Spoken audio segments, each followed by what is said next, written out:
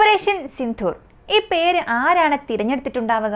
ഈ ഒരു ഓപ്പറേഷന് പിന്നിൽ ഒരു ഇന്റേണൽ ബ്രെയിൻ ഉണ്ടായിരുന്നു. അതാരാണ്? പറഞ്ഞു വന്നാൽ, നമ്മൾ എല്ലാവരും വിശ്വസിച്ചിരുന്നത് മെയ് മാസം 7-ാം തീയതി ഒരു സൈനിക അഭ്യാസം നടക്കും, ഒരു മോക്ക് ഡ്രിൽ നടക്കും. ഇങ്ങനെയായിരുന്നു നമ്മളെല്ലാം കരുതിയിരുന്നത്. തുടർന്ന് മാധ്യമങ്ങളെല്ലാം മെയ് മാസം 7-ാം തീയതി ഒരു യുദ്ധത്തിന് വേണ്ടി ഇന്ത്യ തയ്യാറെടുക്കുകയാണ്, യുദ്ധം അടുത്തു എന്നൊക്കെ വാർത്തകളും പുറത്തുവിട്ടു. അങ്ങനെയാണെങ്കിൽ ഇത് ഇന്ത്യയുടെ പദ്ധതിയാണോ? ഭീകരരെ വഴിതിരിപ്പിച്ചുവിടാൻ ഇന്ത്യ നടത്തിയ പദ്ധതിയാണോ? ഈ ഒരു ഓപ്പറേഷന് പിന്നിൽ അജിത് ഡോവാൽ ഉണ്ടെന്ന് പറയുന്നു. അത് സത്യമാണോ? ഇപ്പൊ വന്നിട്ടുള്ള പുതിയ കഥ എന്താണ്? തീർച്ചയായും നമ്മെ ആശ്ചര്യപ്പെടുത്തുന്ന കാര്യങ്ങളാണ് ഇനി അറിയാൻ പോകുന്നത്. വളരെ മികച്ച ഒരു കാര്യം നമ്മുടെ നാഷണൽ സെക്യൂരിറ്റി അഡ്വൈസറി ടീം ചെയ്തിട്ടുണ്ട്. അതെന്താണ്? ഇതിൽ ഇന്ത്യയുടെ പിന്തുണ എങ്ങനെയായിരുന്നു? എല്ലാം ഈ വീഡിയോയിലൂടെ വിശദമായി അറിയാം.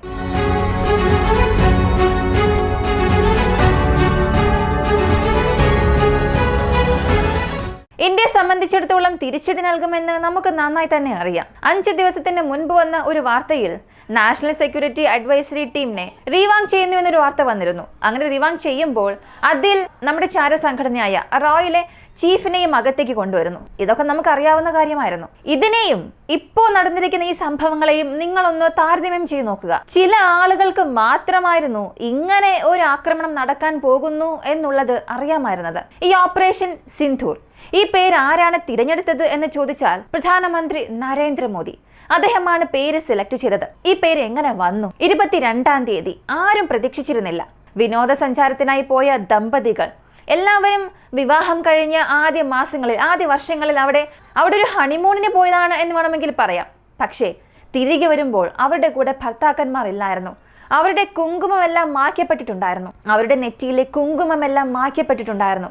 ആ കുങ്കുമത്തിന് നമ്മൾ ഒരു മറുപടി നൽകണം എന്നുണ്ടെങ്കിൽ നമ്മൾ നടത്തുന്ന ഓപ്പറേഷന്റെ പേരും ഓപ്പറേഷൻ സിന്ധൂർ തന്നെ ആയിരിക്കണം. അങ്ങനെ പ്രധാനമന്ത്രി നരേന്ദ്രമോദി നൽകിയ ഒരു പേരാണ് ഓപ്പറേഷൻ സിന്ധൂർ. അങ്ങനെ നാഷണൽ സെക്യൂരിറ്റി അഡ്വൈസറെ വിളിക്കുന്നു. അദ്ദേഹത്തെ വിളിച്ചപ്പോൾ അദ്ദേഹം പറഞ്ഞത്, ഇത് സാധാരണ ഒരു കാര്യമായി അവസാനിക്കാനേ പാടില്ല. നമ്മൾ അടിക്കുന്നത് പാകിസ്ഥാൻ ഒരിക്കലും മറക്കാൻ പാടില്ല.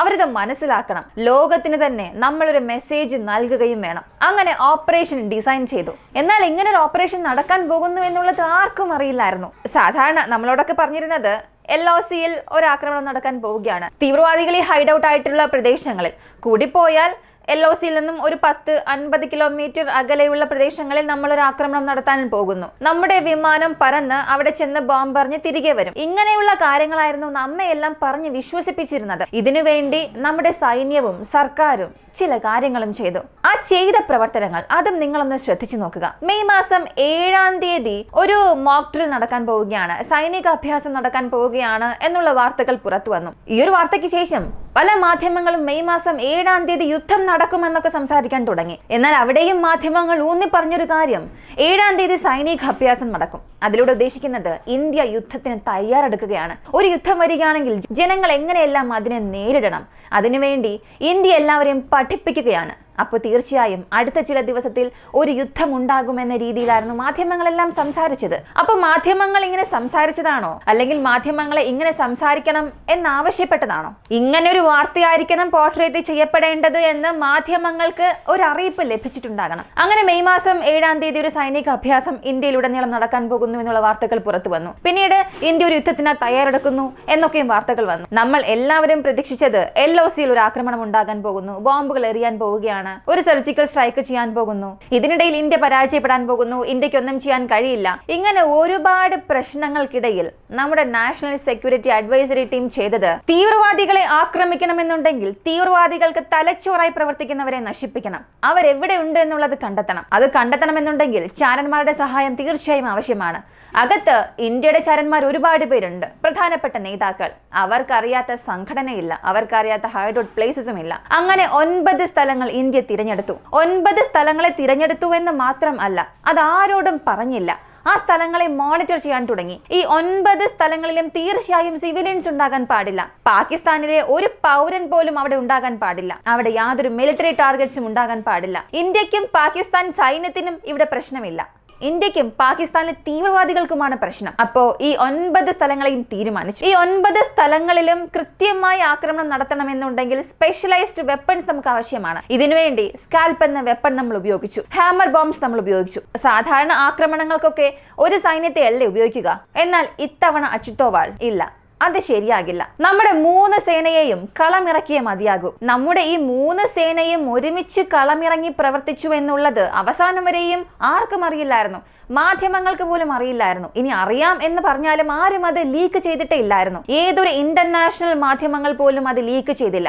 അത്രത്തോളം ബുദ്ധിപൂർവ്വം ഈ കാര്യങ്ങളെല്ലാം പദ്ധതിയിടുകയും അതെല്ലാം പ്രവർത്തിക്കുകയും ചെയ്തു. അങ്ങനെ നാവികസേന ഒരു ഭാഗത്ത് നിൽക്കുന്നു, നമ്മുടെയുള്ള സൈന്യം മറ്റൊരു ഭാഗത്ത് നിൽക്കുന്നു. വ്യോമസേന കൃത്യമായ ഒരു ആക്രമണം നടത്താനായിട്ടുള്ള എല്ലാ വെപ്പൺസും തയ്യാറാക്കി. കൃത്യമായ കോർഡിനേഷൻ, ഏതു രീതിയിലും ചെറിയൊരു സംശയം വരാതിരിക്കാനായി 9 സ്ഥലങ്ങളുടെയും ടാർഗറ്റ്സ് കൃത്യമായി തയ്യാറാക്കി വെച്ചു. അങ്ങനെ അവസാനം എല്ലാവരും ഒരു വ്യക്തിയുടെ ഉത്തരവിനായി കാത്തിരിക്കുകയാണ്. അദ്ദേഹമാണ് നമ്മുടെ NSA അജിത് ഡോവാൾ. ഇവിടെ മെയ് മാസം 7-ാം തീയതി നമ്മളെല്ലാവരും ഒരു സൈനിക അഭ്യാസം നടത്തുമെന്നൊക്കെ സംസാരിച്ചു.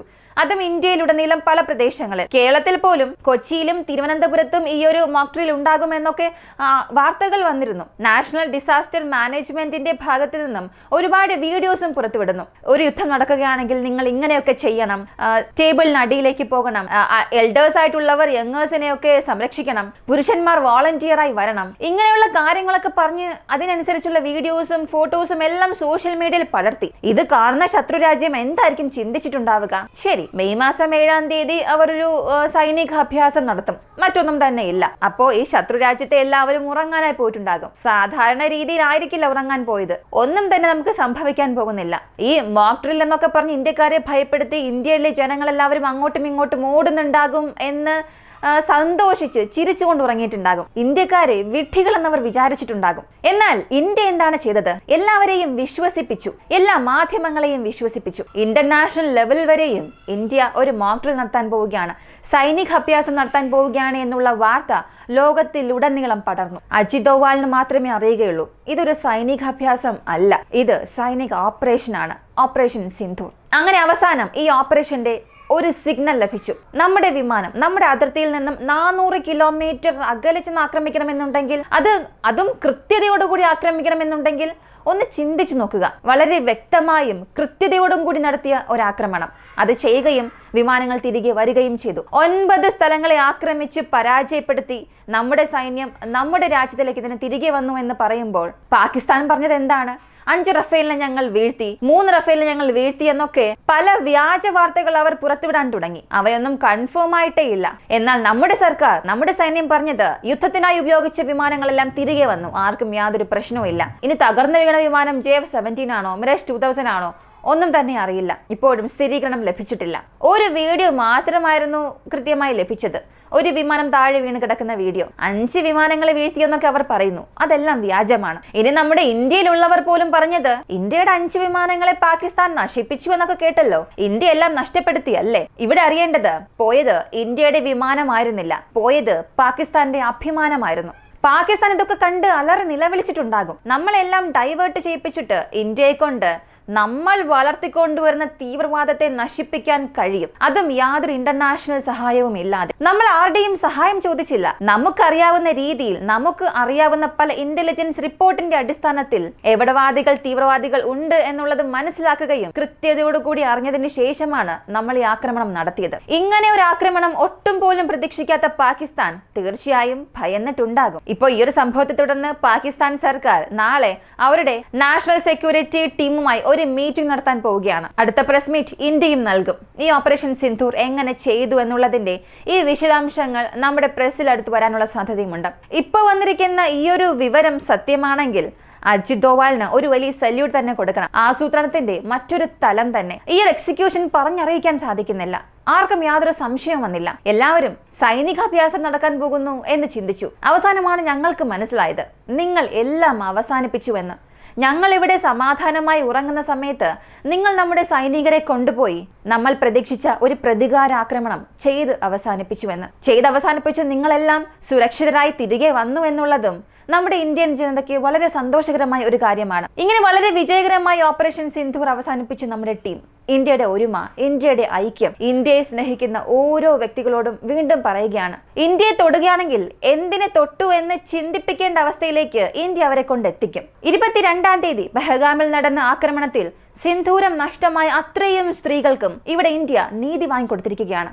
ഹിമാൻഷിയുടെ നെറ്റിയിലെ സിന്ദൂരം മായ്ച്ചു കളഞ്ഞ അവളെ വിധവയാക്കിയ ഭീകരതയ്ക്കും ഐശ്വര്യ ദ്വിവേദിയെ വിധവയാക്കിയ കാടത്തനത്തിനും ഇന്ത്യ മറുപടി നൽകിയിരിക്കുന്നു. നിരായുധരായ കുറെ മനുഷ്യരായിരുന്നു ബൈസരൻ താഴ്വരയുടെ മണ്ണിൽ ഏപ്രിൽ മാസം 22-ന് പിടഞ്ഞു വീണത്. കൊന്നു വീഴ്ത്തും മുൻപ് അവരുടെ പ്രിയപ്പെട്ടവരോട് ഇതൊക്കെ പോയി പ്രധാനമന്ത്രിയോട് പറയൂ എന്ന് പറഞ്ഞ ഭീകരവാദികൾക്ക് അവർ അർഹിച്ച മറുപടി തന്നെ നമ്മുടെ ഇന്ത്യ നൽകിയിട്ടുണ്ട്. ഈ ഒരു വീഡിയോയെ കുറിച്ചുള്ള നിങ്ങളുടെ അഭിപ്രായം കമന്റിൽ പറയുക.